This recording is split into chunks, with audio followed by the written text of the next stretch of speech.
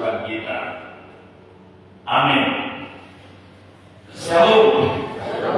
Bapak Ibu, saudara-saudara yang dikasihi Tuhan, firman Tuhan yang menjadi khotbah untuk kita pada minggu ini tertulis dalam kitab Evangelium Matius pasal yang ke-5 ayat 38 sampai 48. Demikian firman Tuhan. Mari kita ikuti dalam hati masing-masing. Kamu telah mendengar firman, mata ganti mata dan gigi ganti gigi. Tetapi aku berkata kepadamu, janganlah kamu melawan orang yang berbuat jahat kepadamu, melainkan siapapun yang menampar pipi kananmu, berilah juga kepadanya pipi kirimu. Dan kepada orang yang hendak mengadukan engkau karena mengingini bajumu, serahkanlah juga jubahmu. Dan siapapun yang memaksa engkau berjalan sejauh 1 mil, berjalanlah bersama dia sejauh 2 mil. Berilah kepada orang yang meminta kepadamu, dan janganlah menolak orang yang mau meminjam daripadamu.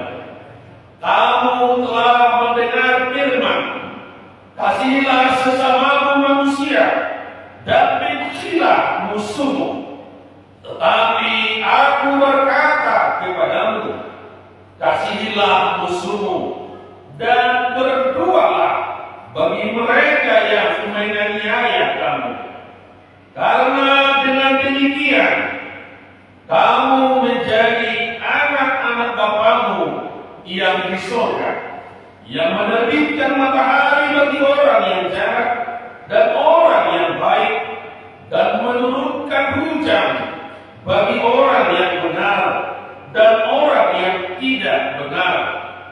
Apabila kamu mengasihi orang yang mengasihi kamu, apakah upamu? Bukankah penghuni cukai juga berbuat demikian? Dan apabila kamu hanya memberi salam kepada saudara-saudaramu saja, apakah lebihnya daripada perbuatan orang lain? Bukankah orang yang tidak mengenal Allah pun berbuat demikian? Karena itu haruslah kamu sempurna, sama seperti Bapamu yang di sorga adalah sempurna. Demikian firman Tuhan untuk kita pada minggu ini. Bapak Ibu, saudara-saudara yang dikasihi Tuhan, sangat berbeda keadilan menurut kita manusia dan keadilan menurut firman Tuhan yang kita dengar saat ini. Di mana perbedaannya? Jelas tadi dalam ayat 38 mengatakan, kamu telah mendengar firman. Mulai firman dekatan di batada. Kamu telah mendengar kebiasaan di dunia ini. Itu maksudnya. Mata ganti mata, gigi ganti gigi. Itulah keadilan menurut kita manusia di dunia ini, yaitu adanya hukum pembalasan. Maka sering kita dengar pemanggilan ketika terjadi pembunuhan dalam persidangan, maka sering kita mendengar keluhan atau dari pihak korban selalu mengatakan, Pak Hakim, biar adil, nyawa ganti nyawa. Dia telah membunuh keluarga kami, maka supaya adil harus nyawa menjadi ganti Itulah keadilan. Itulah yang sering terjadi di dalam kehidupan kita umat manusia sampai saat ini. Nah, Bapak Ibu saudara-saudara, lalu sekarang dalam firman Tuhan,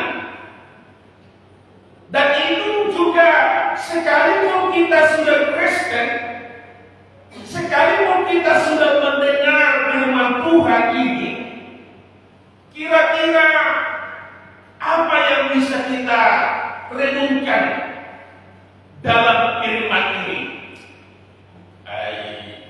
Coba lebih baik aku memang maka hulungi musuh.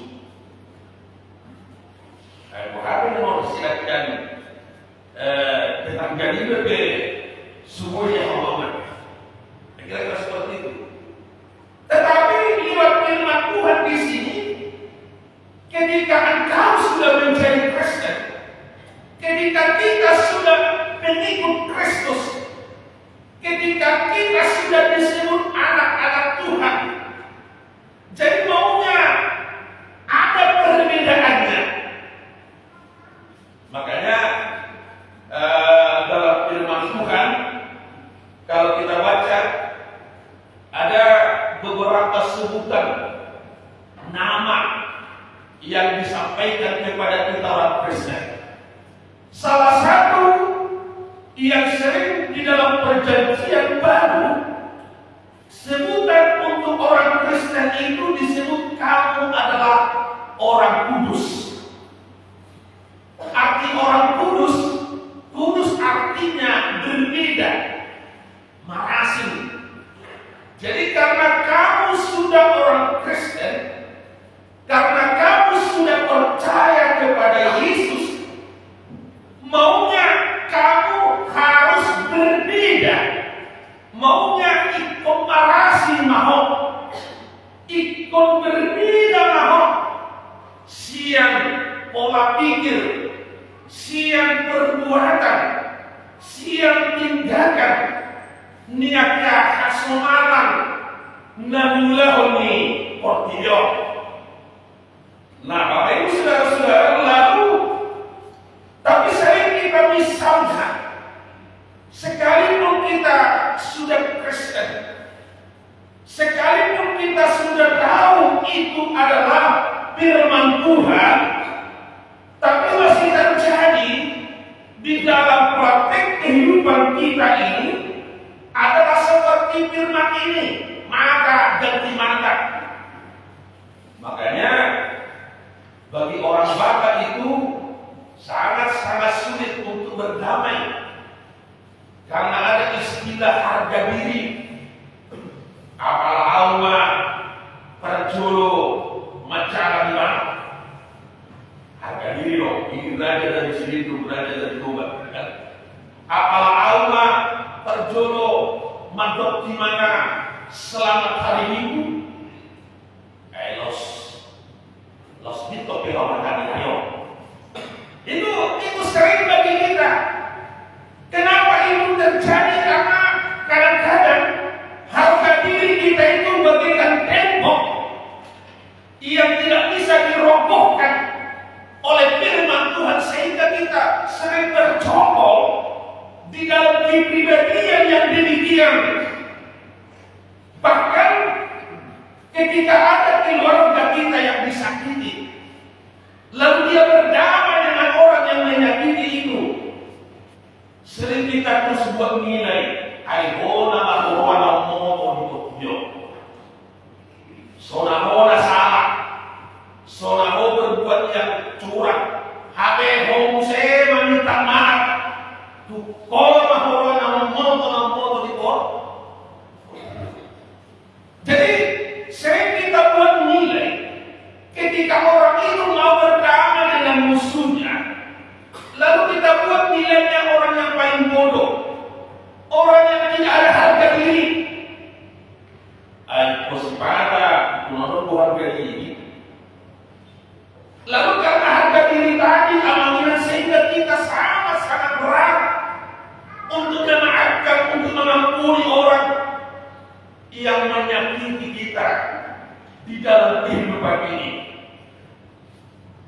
Lalu sekarang Yesus berkata, kalau memang kamu belum bisa berbuat demikian, ahama bidam, ahama parasinamu, tusi belemiku, aisu belemiku, orang-orang yang tidak mengenal Tuhan juga berbuat demikian. Kalau kamu tidak bisa berbuat apa bedamu dengan bermut cukai juga berbuat demikian. Artinya tidak ada gunanya kamu sebut dirimu Kristen. Tidak ada gunanya kau sebut mengaku aku percaya kepada Yesus. Tetapi dalam praktik kehidupan kita selalu ada rasa dendam, selalu ada rasa marah kepada orang yang menyakiti kita.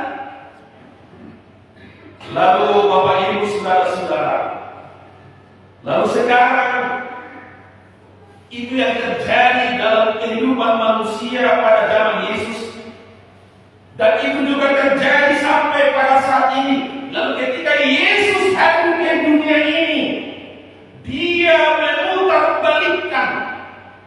Jadi, kalau kamu mengatakan keadilan, harus hukum dan balasan.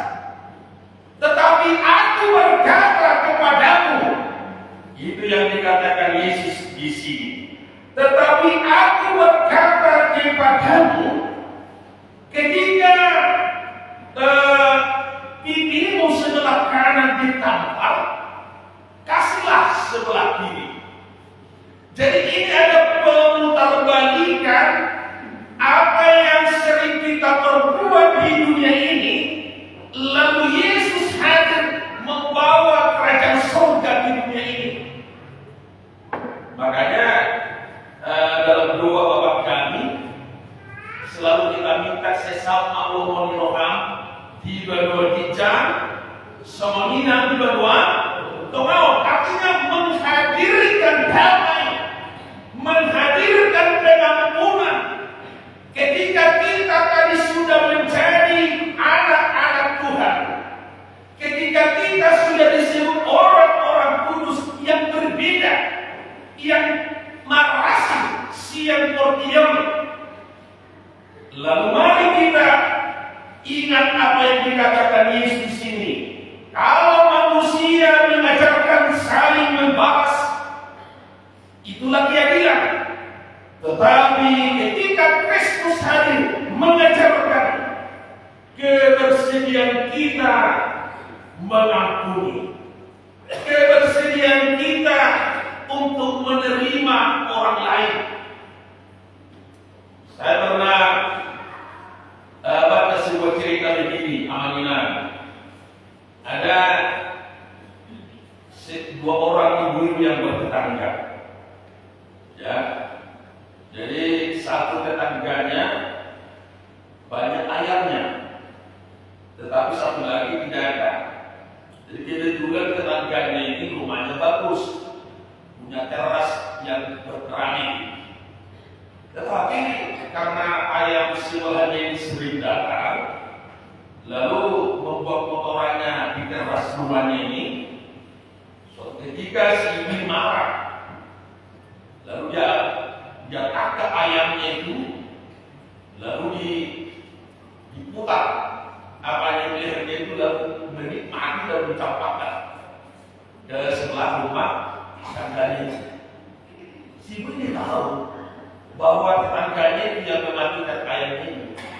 Lalu si ibu ini mengambil ayam yang dimatikan si tetangganya ini karena cengkel, lalu dia masak ayam ini, dia masak enak, karena dihadap. Setelah anaknya pulang, si ibu ini mengatakan, nah, antar dulu masakan ayam ini sama tetangga entar. Ya entar.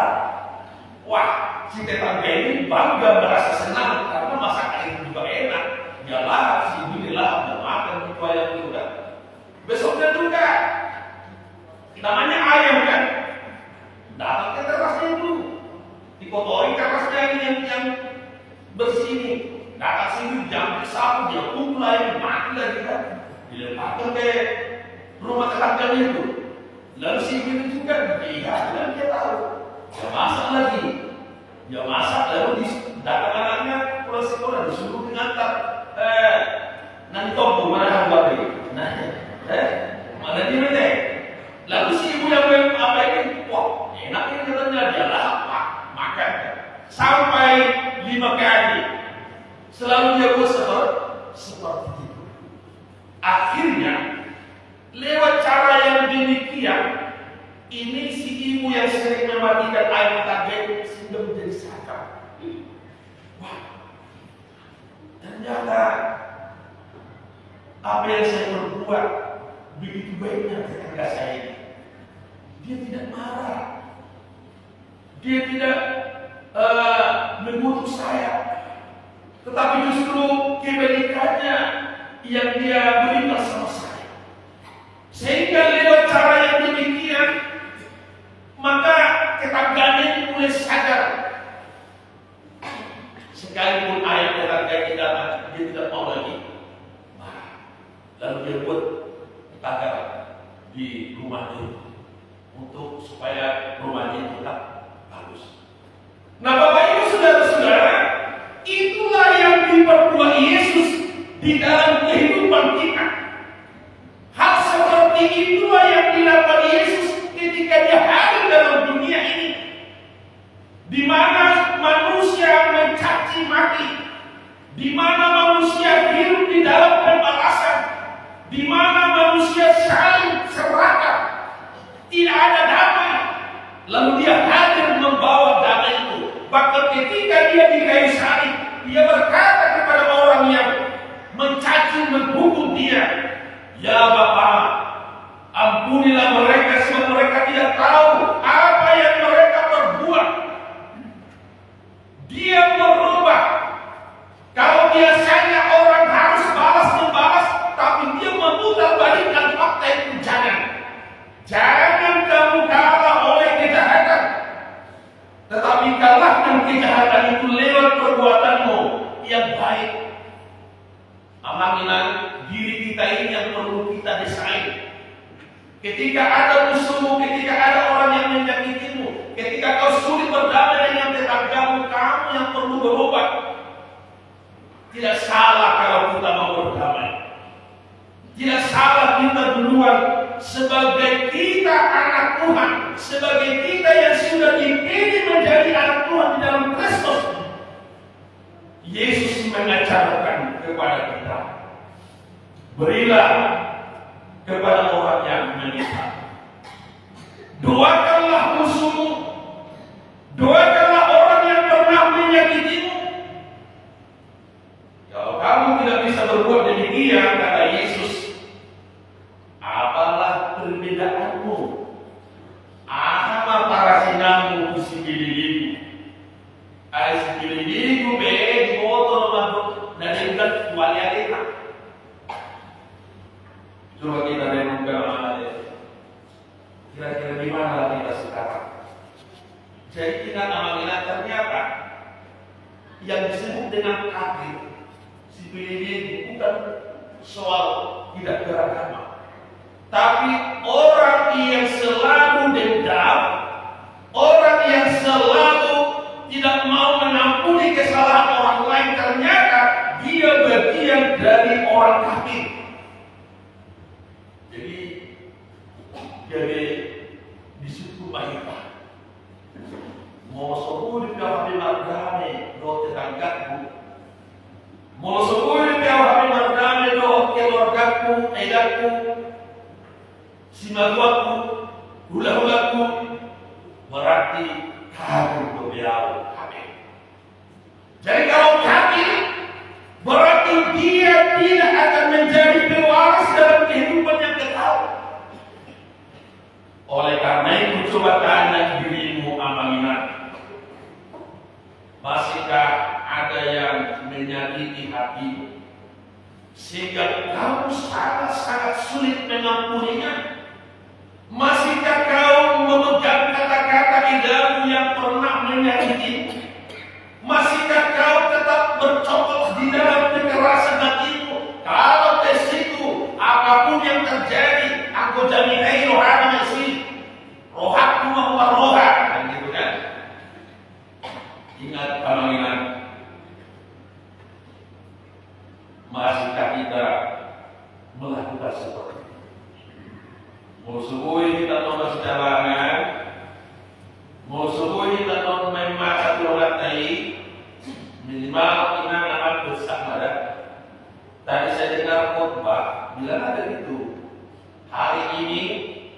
lewat firman Tuhan yang mendengar, saya akan mendoakanmu, semoga kau sehat hidupmu yang baik, yang cantik.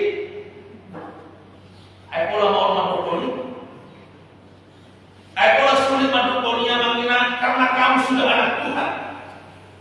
Ay pola orang-orang teman mendukuni. Ay pola orang-orang teman kami bahwa kalian teman mengkaji Tuhan. Lihatlah Yesus itu. Yesus itulah patron teladan kita, bukan dunia ini. Makanya Yesus berkata, kamu bukan dari dunia ini, tapi kamu dari surga. Cuma kita masih di dunia ini. Lalu kita diajarkan untuk mempraktekkan kerajaan surga itu di dalam kehidupan kita. Jangan mari kita bertanya tentang saya, sama Allah Tuhan, di bawah jatuh di bawah tenong. Tetapi dalam hati kita perlu hak munasau. Apalah gunanya kita berdoa? Oleh karena itu Bapak Ibu, lalu ayat yang terakhir dikatakan Yesus ini, karena itu haruslah kamu sempurna, sama seperti Bapakmu di surga adalah sempurna. Jadi kesempurnaan itu amanah adalah ketika kita mampu menerima orang lain apa adanya, ketika kita mampu memaafkan orang lain, ketika kita mampu mendoakan musuh-musuh kita yang pernah menyakiti kita, sehingga upamu besar di surga. Saya yakin kita semua selalu menginginkan ketika kita nanti meninggalkan dunia ini, pasti kita akan menginginkan memiliki kehidupan yang kekal. Tetapi amanah surga itu bukan hanya untuk masa depan, tapi surga itu harus kita hadirkan di dalam persekutuan kita saat ini. Surga itu kita harus hadirkan dalam rumah tangga kita, menciptakan damai, menciptakan kasih, menciptakan saling mengampuni. Karena manusia itu tidak ada yang sempurna, ada kekurangan, ada kesalahan. Dan itulah yang diperbuat Yesus di dalam praktek kehidupannya. Dia merubah ajaran-ajaran dunia ini. Dia merubah tafsir-tafsir dunia ini. Dan dia mengajarkan hal yang baru. Dia membawa ajaran itu dari surga. Inilah manusia yang diinginkan Tuhan, yaitu mampu mengasihi musuhnya, mampu mendoakan orang-orang yang pernah menyakiti.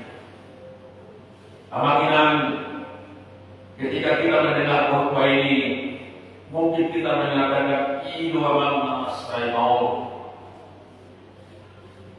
Sampai saat ini hati saya masih tergores oleh kata-kata saudaraku, oleh perbuatan ibu saya atau bapak saya atau ibu saya kepada, padahal saya berbuat yang baik. Lihatlah Yesus.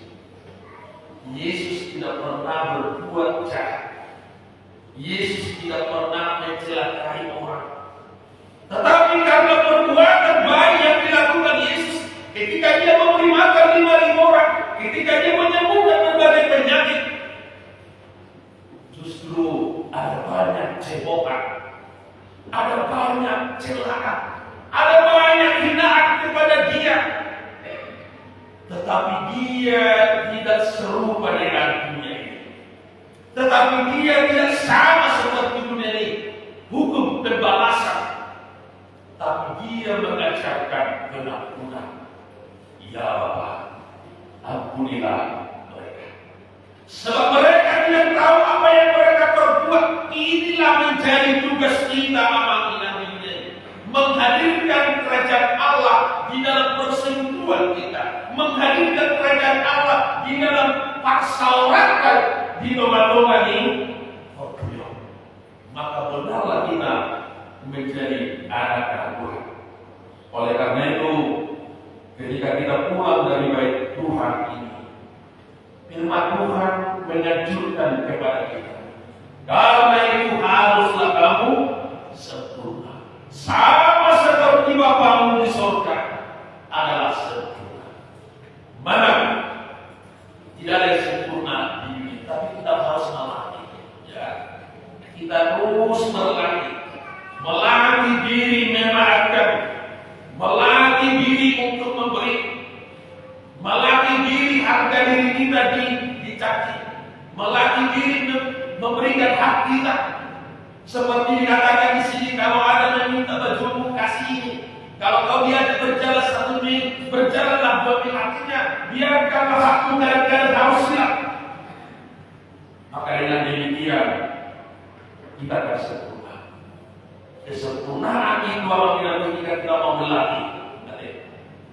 Tak mungkin kau bisa memberi 10.000 sama kawanmu, bonbon yang ada di kantong kumpul sama sebelah kanan sebelah kiri, tak mau kasih. Terus lihat, bisa bunga, tidak lagi bonbon sama, tidak. Bonbon satu juga sudah sulit kau beri, apalagi uang yang lain. Akhirnya kita mulai melakukan dari hal-hal kecil. Kita mulai melakukan dari rumah tangga kita. Mengasihi istri, mengasihi suami, mengasihi anak. Karena firman Tuhan juga mengatakan, beritakan firman Tuhan dari Yerusalem, Judea, Samaria. Tidak mungkin orang kita mengasihi orang Samaria, sedangkan suku kita sendiri tidak kasih. Tidak mungkin kita mengasihi tetangga, tapi di rumah tangga kita seperti keluarga yang berhubung hancur. Ada yang kemana bahwa kalau binatang alat lapuk harus diwujudkan. Tidak boleh disebut binatang alat itu lapuk mengerusi. Ada binatang alat. Ada yang kalau mana-mana positif. Kalau menjawab merah dengan kerjanya ibu berikut dia menjawab. Tapi sampai seringnya akhirnya mari kita latih. Harus latih. Saya selalu katakan itu seperti kita anak-anak. Tidak mungkin anak-anak itu bisa terus jalan, tapi dulu itu dilatih berjalan. Istilah orang Batak dulu atena. Jago atena. Akhirnya siapa itu bisa. Seperti itulah melatih diri kita. Belajar memaafkan, belajar memantuli, sekalipun sakit. Makanya dalam firman Tuhan Yesus itu, jangan mati matahari sebelum amarahmu padam. Ketika hari ini ada menyakitimu, jangan akan stop. Aku sudah memaafkan. Ketika ada hari ini yang membuat kau sakit hati, nanti jangan stop. Sudah selesaikan. Jangan bawa sampai ke tempat tidurmu. Ketika kau bawa itu sampai tempat tidurmu, maka kamu tidak bisa tidur. Kau pikir kau akan terus. Lalu kau tidak bisa tidur, merasa cari. Siapa yang mungkin? Diri sendiri. Dan bumi homodo, tak dalam kondisi pengaruh, masalah mau lalu suami, istri, anak, harus dimati. Hancurkan. Jadi jangan buat dirimu hancur. Tapi biarkanlah roh Tuhan mendesain kepribadianmu, mendesain pribadimu. Lewat firman Tuhan di sini ketika ada menyakiti, Yesus mengajarkan kepada harus kayak. Oleh karena itu sekalipun sulit amanah, tapi karena kita sudah disebut anak yang kudus, karena kita sudah disebut orang yang berbeda, maka mari kita praktekkan. Hiduplah di dalam damai sejahtera. Hiduplah di dalam kasih. Belajarlah mengampuni. Belajarlah memaafkan. Amin. Kita berdoa.